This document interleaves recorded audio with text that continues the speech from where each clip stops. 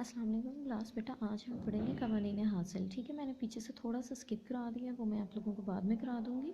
ये आप लोगों ने कवानीन हासिल है हमारे पास ना, जब कोई कारोबार करते हैं तो इसको बढ़ाते हैं तो इसमें मुख्तलिफ़ आमिलीन की इकाइयाँ लगाई जाती हैं। तो जब आप नई इकाइयाँ लगा रहे होते हैं तो आपका कारोबार 3 मराहिल से गुजरता है। एक हद तक हर ज़ायद इकाई पहली इकाई से ज़्यादा पैदावार देती है। ठीक है, यानी मुख्तलिफ पैदावार बढ़ती चली जाती है। फिर एक मरहला आता है कि हर ज़ायद इकाई पहली इकाई के बराबर पैदावार देती है, यानी मुख्तलिफ पैदावार बराबर रहती है। फिर तीसरा मरहला आता है कि हर ज़ायद इकाई पहली इकाई से कम पैदावार देती है, यानी मुख्तलिफ पैदावार गिरती चली जाती है। अब ये जो 3 फेजेज़ आती हैं, इनके 3 नाम हैं इकनॉमिक्स में, जिसको हम कहते हैं कानून तकसीर हासिल, कानून इस्तकरार हासिल और कानून तकलील हासिल। ठीक है, जब किसी एक मुतय्यन आमिल पर दीगर मुतगय्यर आमिलीन की इकाइयाँ एक के बाद दीगरे लगाने से हर ज़ायद इकाई पहली इकाई से ज़्यादा पैदावार देती है तो इसको क्या कहते हैं, या मुख्तलिफ पैदावार बढ़ती चली जाती है तो इस रुझान को कहते हैं कानून तकसीर हासिल। ठीक है, और इसका गोशवारा क्या है कि ये बेटा आपकी इकाइयाँ दी हुई हैं मेहनत की, कि पहली इकाई लगाई तो कुल पैदावार कितनी थी 100, मुख्ततिम भी 100 थी। ठीक है, फिर दूसरी इकाई लगाई तो कुल पैदावार 250 हो गई और मुख्ततिम पैदावार 150।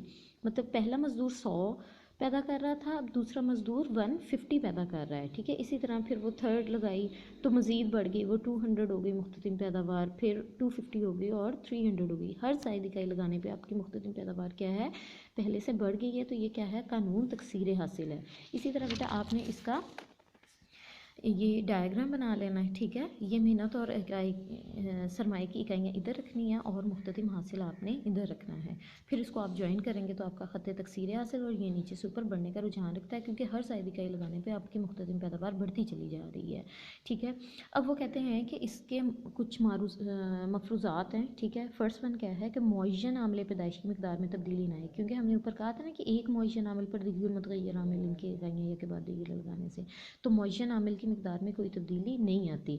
मुतगय्यर आमिलीन की इकाइयाँ यकसा मेयार की होती हैं, मतलब जितने मजदूर लगा रहे हैं सारे एक जैसी हैं। ठीक है, मुतगय्यर आमिल की इकाइयाँ ज़रूरत के मुताबिक दस्तयाब होती हैं, तरीक़े पैदाइश में तब्दीली नहीं आती। ठीक है, अब वो कहते हैं कानून तकसीर हासिल का इतलाक़ कहाँ पे होता है, इसका ज़्यादातर इतलाक़ किस पर होता है, सनद पर होता है।